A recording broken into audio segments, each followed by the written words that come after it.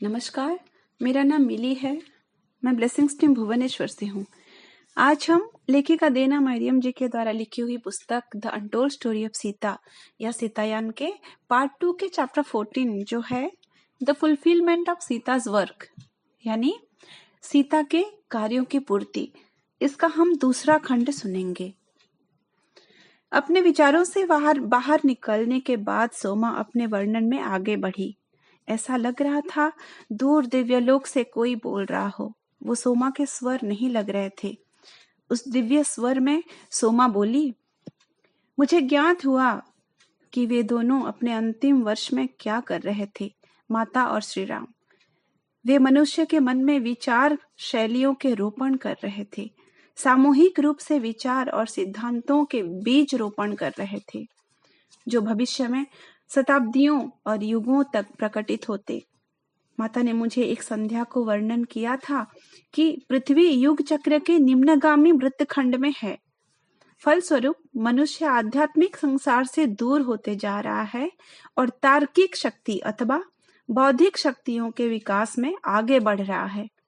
माता और श्री राम के द्वारा रोपित विचारधाराओं में से कुछ विचारधारा तब तक प्रकाशित नहीं होंगे जब तक पृथ्वी युग चक्र के ऊर्ध्वगामी वृत्तखंड में प्रवेश नहीं करती, क्योंकि अब मानव आत्मा स्वयं के संपूर्ण विशिष्टता के माध्यम से स्वयं को जानना चाहता है। इसीलिए मनुष्य के स्वयं के प्रति भाव अधिक बढ़ेगा और वो शक्ति पिपासु होने लगेगा।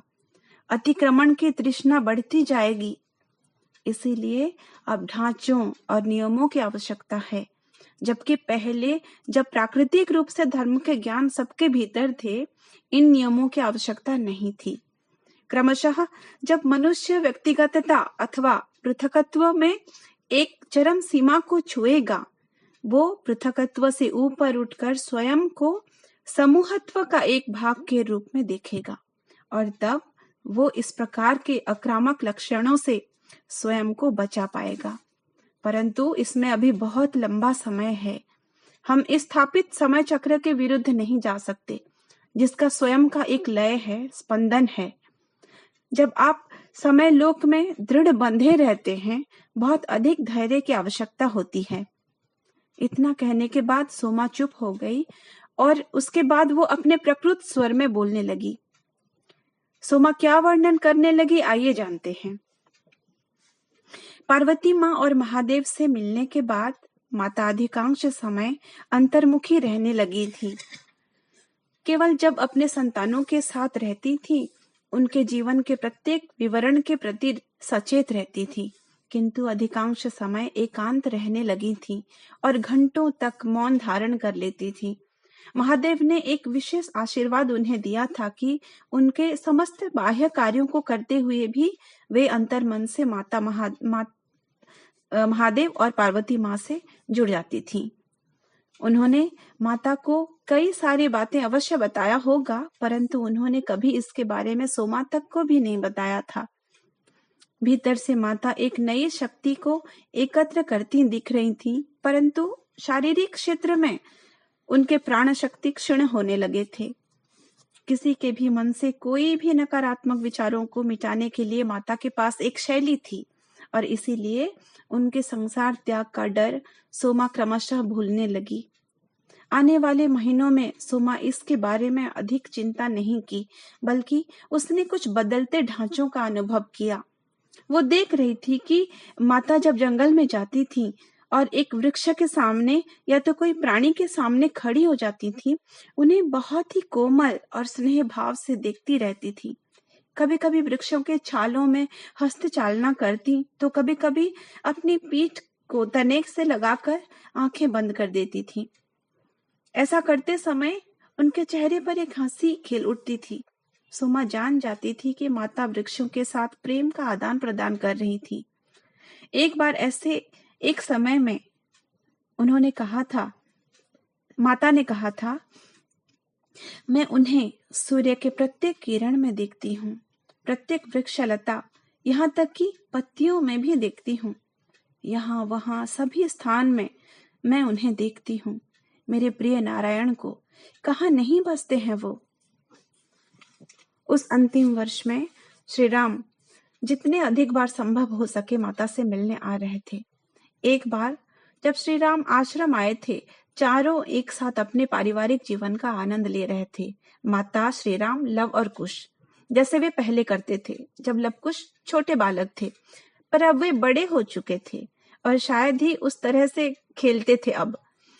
माता उन दोनों के साथ हंस रही थी, भूमि में बैठकर दोनों को अपने गोद में खींच कर ला रही थी, यदि भी वे माता से कद में लंबे हो गए थे। हंसते हुए जब कभी वे माता से थोड़े दूर चले जाते, माता उन्हें पुनः खींच लाती और ऐसे प्रेम करती जैसे वे अभी भी छोटे हों। श्री राम उनके इस प्रकार से खेलने के दृश्य का आनंद ले रहे थे। सोमा, जो इस दृश्य का आनंद ले रही थी, अचानक एक दुख भाव से घिर गई, क्योंकि उसने माता के चेहरे को स्पर्श कर रहे कुछ सफेद बालों को, आंखों के पास छोटे पद चिन्ह के जैसे अंकन करने वाले कुछ रेखाओं को और उनके पतले गालों को देख लिया, जो कभी भरे पूरे हुआ करते थे। निसंदेह वे अभी भी बहुत ही सुंदर लग रही थी, किंतु बढ़ती आयु की परिपक्वता का आभास सोमा अनुभव कर पा रही थी। वो मन ही मन बोली, मैं आपको इस तरह की बढ़ती आयु के साथ नहीं देख सकती माता। इस विचार को श्रीराम तुरंत ही समझ गए और उन तीनों के पास गए। बच्चों ने अपने आप को माता के पकड़ से मुक्त कर लिया था और अभी भी वे हंस रहे थे। श्रीराम बहुत ही प्रेम भाव से माता के सफेद बालों को कोमलता से संवारते हुए बोले, सीता, तुम अब तब से भी अधिक सुंदर लग रही हो जब मैं तुमसे पहली बार मिला था। माता हंसते हंसते रुक गई और अपलक नयन से श्री राम की ओर देखने लगी।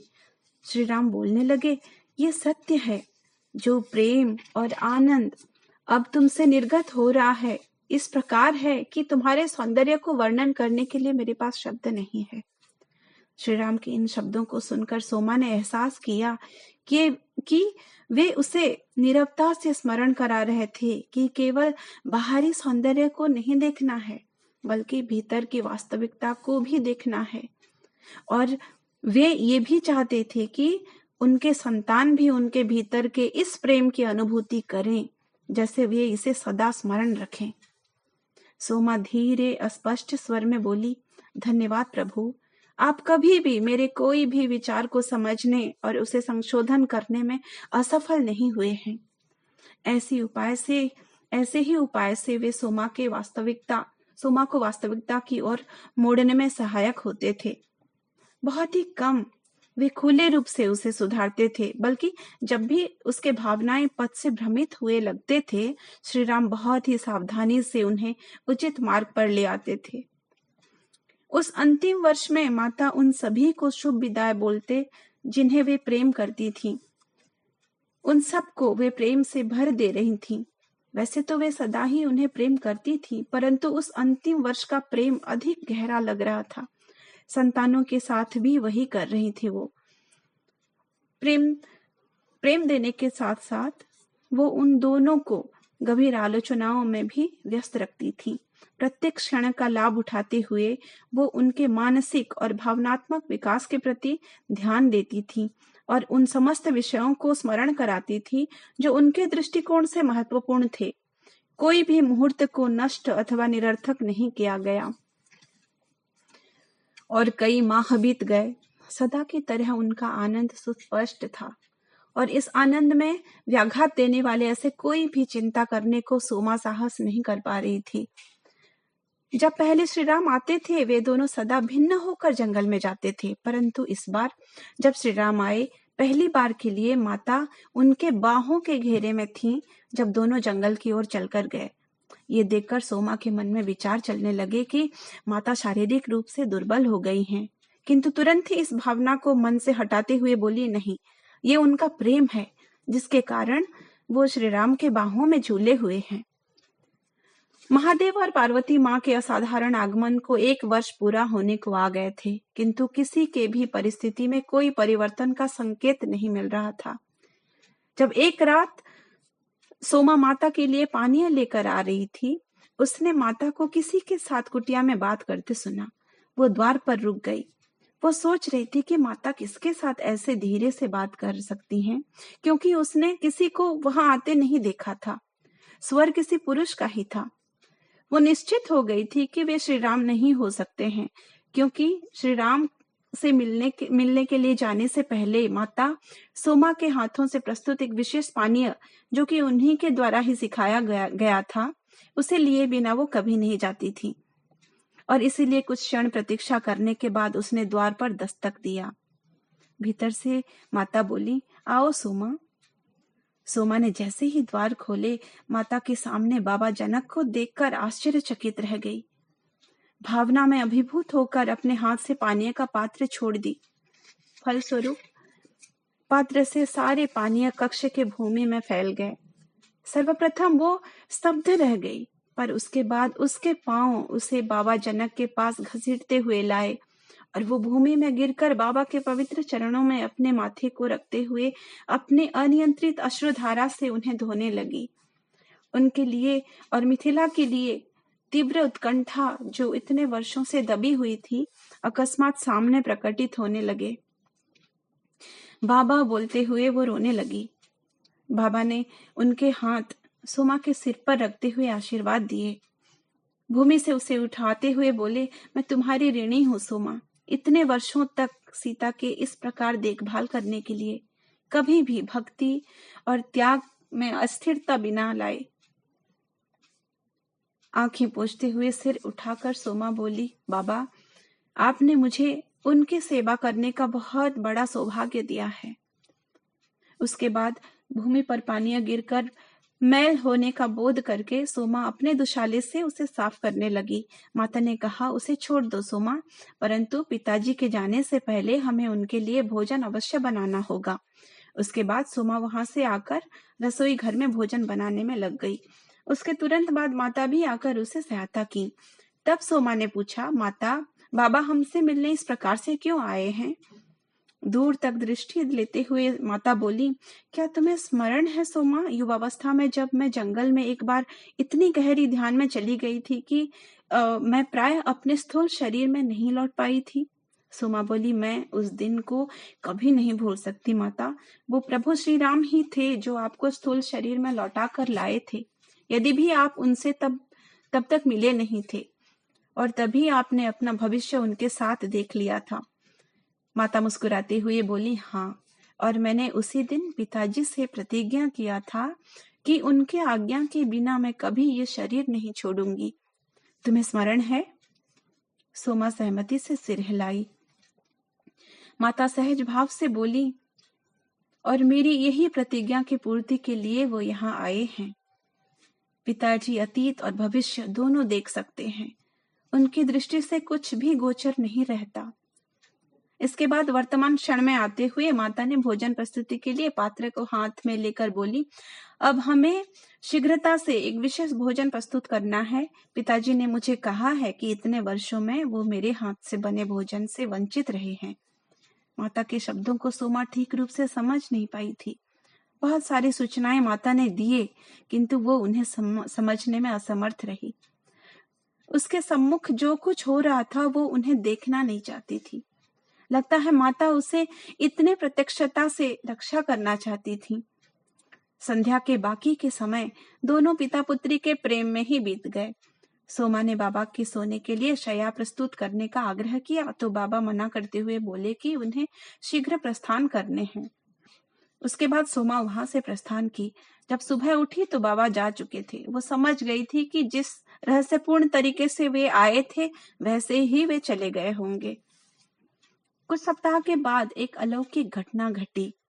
सूर्य अस्त होने जा रहे थे, प्रकाश क्षीण होने चले थे, किंतु एक सुंदर गुलाबी रंग आकाश को एक कोमलता और स्थिरता से भर दिया था। माता और सोमा कुटिया से बाहर आ गए इस दृश्य को देखने के लिए। सोमा बोली, कितना सुंदर है। माता सहमति से सिर हिलाई। उनका चेहरा आनंद से प्रकाशित हो गया था। तभी उन्होंने दो साधु साध्वी को जंगल की ओर से आते देखा। जैसे जैसे वे दोनों पास आने लगे, माता आश्चर्य भाव से बोली, अनुसया और आत्रेय। शीघ्रता से उनके स्वागत के लिए गईं और उन्हें बगीचे में लेकर आईं।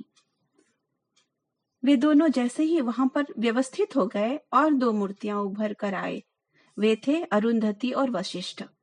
कुछ समय बाद ख्याति और भृगु पहुंचे और उसके बाद लोपामुद्रा और अगस्त्य और ऐसे कई सारे महान साधु साध्वियां आकर उस बगीचे में बैठ गए। सुमा सोच रही थी क्या करे, क्या भोजन प्रस्तुत करे। जब वो माता की ओर देखी तो माता के चेहरे पर भी उसी के जैसे ही विस्मित भाव थे। और तब इतना समय भी नहीं था आलोचना करने के लिए कि भोजन प्रस्तुत किया जाए कि नहीं, क्योंकि अभी भी अतिथियों का आगमन चल रहा था। बहुत सारे ऋषि साध्वी बहुत सारे ऋषि साध्वियों के बैठने के बाद दिव्यलोक से दिव्य व्यक्तित्वों का एक दल भी पहुंचा। उनमें से कईयों को सुमा पहचान पाई और कईयों को नहीं, परंतु माता सबको पहचान पा रही थी, ऐसे लग रहा था। सब माता को प्रणाम कर रहे थे। माता उनके कुटिया के मार्ग पर आश्चर्य भाव से खड़ी थी, जंगल से आ रहे अतिथियों को स्वागत करते हुए। बगीचा सबको समान नहीं पा रहा था, इसीलिए जहां स्थान मिला वहां पर सब बैठ रहे थे। कुछ जंगल के किनारे तो कुछ कुटिया के चारों पार्श्वों में बैठे। वे सब किसी की प्रतीक्षा करते लग रहे थे। अंत में सबके आने के बाद सोमा ने देखा एक दिव्य सुंदर जोड़ा जंगल मार्ग से आ रहे थे। वो उन्हें एक बार में ही पहचान गई। वे थे महादेव और पार्वती माँ। वे माता के पास आए और माता ने उन्हें प्रणाम किया। वो पार्वती माँ से धीरे स्वर में पूछी, ये क्या है, सब क्यों यहाँ आए हैं? तो पार्वती माँ बोली, आज तुम्हारा विवाह उत्सव है। श्री राम ने हम सबको निमंत्रित किया है। माता आश्चर्य होकर पूछी, मेरा विवाह? पर मैं तो बहुत शीघ्र संसार त्याग करने जा रही हूँ। पार्वती माँ बोली, तुम्हारा दिव्य विवाह। श्री राम की इच्छा थी कि दिव्य लोक में तुम दोनों के पुनर्मिलन के साक्षी हम सब बने। माता भ्रमित लग रही थीं। वो अपने वस्त्र की ओर देखी, परंतु सबके सम्मुख ही पार्वती माँ ने माता के सरल तपस्विनी के पोशाक को एक अपूर्व दिव्य पोशाक में रूपांतरित कर दिया। एक मुस्कुराहट के साथ पार्वती माँ और महादेव एक मनोहर रूप से सजाया गया मंच के सामने बैठ गए। जब माता इन सारे दृश्यों को आश्चर्य भाव से देख रही थीं, सबने देखा श्री राम जंगल से आविर्भाव होकर चलते हुए आ रहे थे, जहां माता और सोमा खड़े थे। वे माता के सम्मुख खड़े हो गए और मुस्कुराए। वे ये सब माता के लिए ही किए थे। वे ये चाहते थे कि एक महा आनंद तथा उत्सव के दृश्य की अनुभूति लेकर माता इस संसार से विदा लें। माता के हाथ को पकड़कर श्री राम उन्हें मंच की ओर ले गए। जब दोनों मंच पर विराजे, एक प्रकाश का छत्र उन्हें आच्छादित कर रहा था। जब श्री राम वहां पधारे हुए प्रत्येक अतिथि को सिर झुकाकर आभारोक्ति प्रदान कर रहे थे, सब में एक नीरवता छा गई थी। कुछ समय के लिए श्री राम निशब्द थे, परंतु सब प्रेम के एक विशाल तरंग को अनुभव कर पा रहे थे, जो उन सब के ऊपर प्रवाह कर रहा था। अंत में श्री राम बोले, मैंने आप सब से हमारे पास आने का आग्रह किया था, उस प्रेम के साक्षी बनने जो सीता ने इस पूरी सृष्टि में उजागर किया है। वो प्रेम जो ब्रह्मांड में अंतः स्थापित था और जागृत होने की प्रतीक्षा में था। ये उनका प्रेम है जो उनकी माता वसुंधरा माँ को उनके कष्ट समय में संभलने के लिए सहायक होगा, और उनका प्रेम मानवता को आगे बढ़ने में मार्गदर्शक बनेगा। ये उनका प्रेम, मेरा प्रेम, इसमें कोई भेद नहीं है। जब श्री राम ये शब्द कह रहे थे, सीता माता अपलक नयन से उनकी ओर देख रही थी। उसके बाद श्री राम पूरी समावेश की ओर देखते हुए धीरे से बोले, और हम दोनों आप सबके प्रेम के प्रति कृतज्ञ हैं जो आपने इस सृष्टि को दिया है। श्री राम ने ऋषियों को कहा, आप लोग जो अपने जीवन के बलिदान दिए हैं और दिव्य लोक में से अपने स्थानों को छोड़कर इस संसार की सेवा किए हैं, इसके लिए हम आपके कृतज्ञ हैं। देवी और देवताओं को संबोधन करते हुए बोले, आप सभी जो इस संसार में संतुलन बनाए रखते हैं, जिसके बिना प्राकृतिक क्रम में अव्यवस्था होते, उसके लिए हम आपके कृतज्ञ हैं।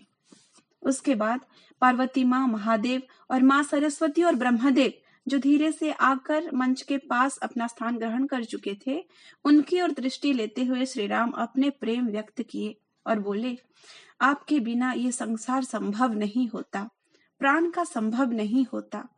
वे आप हैं जो सर्वकारक हैं और समय की गति में स्थिरता को बनाए रखते हैं, एक जीवन को दूसरे जीवन में रूपांतरण करके समस्त दृश्य एवं अदृश्य संसारों की अग्रगति के लिए।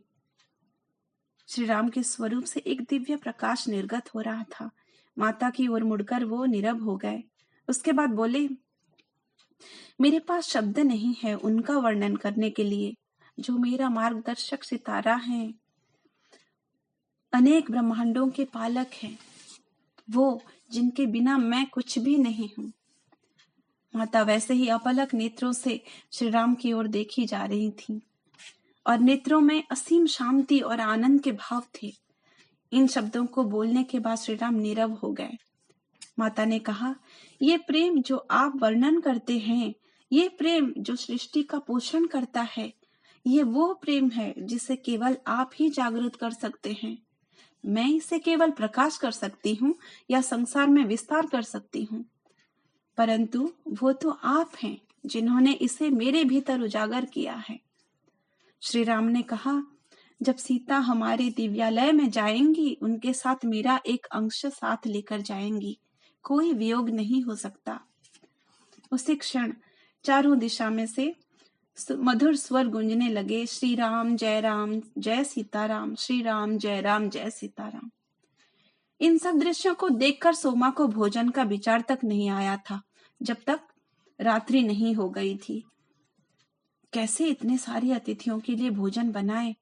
जैसे ही सोमा के मन में ये विचार आए, उसने देखा दिव्य लोक के सेवक सेविकाओं का एक बड़ा दल टोकरियों और परातों में भोजन लेकर जंगल से प्रकट हुए। उन्होंने सोमा को हाथों के संकेत से बुलाया, जैसे कि वे उसे जानते हों, और सोमा उनके पास जाकर अपना योगदान दी। एक पात्र सोमा के हाथ में रखकर वे उसे परोसने में अगुवाई करने का संकेत दिए। सोमा पात्र के साथ माता के पास जाने लगी, परंतु उनके आंखों के संकेत से वो समझ गई कि पहले सबको भोजन कराना है। उसने सर्वप्रथम महादेव और पार्वती माँ के आगे भोजन रखा, फिर सरस्वती माँ और ब्रह्मदेव के आगे। इस प्रकार सारे अतिथियों को अनेक प्रकार के सुस्वादु भोजन युक्त एक भव्य भोज परोसा गया। सबके भोजन समाप्त होने के बाद वे सेवक सेविका भोजन के पात्र टोकरियां समेटकर जंगल में अंतर्ध्यान हो गए। उसके बाद सब ध्यान में बैठे, परंतु श्री राम जय सीताराम की ध्वनि उच्चारण रात भर चलता रहा। सोमा माता की कुटिया के द्वार पर बैठी और उस पवित्र ध्वनि को सुनते हुए अपने आंखें बंद कर दी। उसने इतने सुंदर ध्वनि पहले कभी नहीं सुना था। धीरे धीरे वो गहरी निद्रा में चली गई और पक्षियों के चहचहाहट के साथ निद्रा से जागृत हुई। उस स्थान पर कोई अब नहीं थे, केवल माता सीता और श्री राम को छोड़कर, जो उनके कषाय वस्त्र में थे। वो बगीचे में बैठे हुए थे। श्री राम ध्यान में बैठे थे और माता अपने मस्तक को श्री राम के गोद में रखकर विश्राम कर रही थी। वहां पर बीते रात आए कोई भी अतिथि का अथवा सारी घटनाओं का कोई भी चिन्ह नहीं था। सोमा को लगा कहीं उसने स्वप्न तो नहीं देखा, एक सुंदर स्वप्न। परंतु कुछ समय बाद माता उठी और सोमा को बोली कि वे प्रसन्न हैं कि बीते रात को हुए समस्त घटनाओं को वो देख पाई। वे बोलने लगी, कल की रात्रि धरती के समस्त जीवों और वसुंधरा माँ के लिए एक महान आशीर्वाद था, क्योंकि इतने सारे महान आत्माओं का एक साथ एकत्रित होना असाधारण है। ये इस संसार के लिए श्री राम का उपहार था। सोमा बोली, ये आपके प्रति उनके प्रेम की अभिव्यक्ति थी। माता हंसकर पूछी, ये संसार में और मुझ में क्या कोई अंतर है? सोमा इस उक्ति को समझ नहीं पाई, परंतु बोली, नहीं माता, कभी भी नहीं। उस दिन सुबह माता ने प्रायतः कोई बात नहीं की। उनका चेतना अब अंतर्मुखी था। उन्होंने अपने संतानों के साथ कुछ एकांत समय बिताना चाहा तो सोमा उनको माता के पास ले आई। प्राय एक घंटा वे तीनों कुटिया के भीतर थे। श्री राम ध्यान से उठकर माता के विषय में आग्रह किए। सोमा बोली कि वे लवकुश के साथ कुटिया के भीतर हैं। श्री राम भी वहां गए और कुछ समय उनके साथ बिताए। अंत में श्री राम और माता प्रकट होकर बोले कि वे जंगल के भीतर जा रहे हैं ध्यान करने के लिए। जाने से पहले माता ने हनुमान और सोमा की ओर देखा। वे दोनों कुटिया के बाहर खड़े थे। अकस्मात वे सोमा को अपनी ओर खींचकर बाहों में भर ली और जोर से पकड़ी रखी। सोमा को लगा कि उसने एक दीर्घ श्वास को सुना। उसके बाद सोमा को मुक्त करके अपने हाथों को हनुमान के हाथों में रखकर धीरे से दबाई और उसके बाद वे और श्री राम पथ पर चलते हुए आगे बढ़े, माता श्री राम के बाहों के घेरे में होते हुए। सोमा सोच रही थी एक मटके में पानी और टोकरी में फल लेकर उनके पीछे आने के लिए, जैसे वो सदा करती आ रही थी। तब माता मुड़कर निर्देश दी, लवकुश के पास रहो, उन्हें तुम्हारी आवश्यकता है। उसके बाद वो चलने लगी। जब हनुमान इन शब्दों को सुने वो माता बोलकर रो पड़े। तब सोमा ने एहसास किया कि वास्तव में क्या होने जा रहा था। उसका शोकातुर मन क्रंदन करते हुए बोलने लगा, आप इस संसार को छोड़कर जा रही हैं, है ना माता? जैसे ही सोमा के मन में ये विचार आया, माता चलते चलते रुक गई। एक गंभीर प्रेम दृष्टि से चारों ओर देखते हुए उत्तर दी, इस संसार को मैं कैसे छोड़ सकती हूँ सोमा, जब मैं ही संसार हूँ। तुम सबको ये जानना आवश्यक है। इतना कहकर वो पुनः श्री राम के बाहों के घेरे में झूले हुए जंगल के पथ में आगे बढ़ने लगी। हनुमान उन्हें अनुसरण करने लगे। माता पुनः मुड़ी और धीरे से बोली, तुम्हें यहाँ रहना है पुत्र, सोमा और लवकुश का ध्यान रखो। हनुमान के आंखों से अश्रुधारा बहते जा रहे थे। माता हनुमान के पास आई और उनके आंखों से अश्रु पोंछ दी और बहुत ही प्रेम से उनके आंखों में देखते रहे, जब तक एक मृदु हंसी की रेखा हनुमान के मुख पर नहीं आ गया था। एक कोमल स्वर में माता बोली, ये समय आनंद के हैं, अश्रु के नहीं। उसके बाद श्री राम के बाहों को पकड़ते हुए जंगल में अदृश्य हो गईं। माता के जाने के कुछ घंटे बीत गए थे। बच्चे अपने अध्ययन के लिए आश्रम चले गए थे। सोमा रसोई कार्यों में अपने आप को व्यस्त रखना चाह रही थी, किंतु वो अधिक समय अपने आप को नियंत्रित नहीं कर पाई। उसको माता के पास जाना था। माता और श्री राम के पोषण के बहाने एक पात्र में जल और टोकरी में फल लेकर जंगल की ओर चलने लगी। हनुमान फाटक के पास बैठकर दोनों की अथवा उनमें से कोई एक की प्रतीक्षा कर रहे थे। सोमा जानती थी कि वे दोनों कहाँ हो सकते थे, क्योंकि वहां एक स्थान पर एक बड़े चट्टान के ऊपर सदा वे दोनों ध्यान करते थे। यहाँ तक कहानी को वर्णन करने के बाद सोमा रुक गई और एक मृदु हंसी के साथ बोली, और वो जगह यहीं बाहर है जहाँ मैंने अपनी कुटिया बनाया है। ये वही जगह है जहाँ दोनों ध्यान करने के लिए आते थे, श्री राम और माता सीता। मित्रों, आज के खंड को हम यहीं रखते हैं। नमस्कार।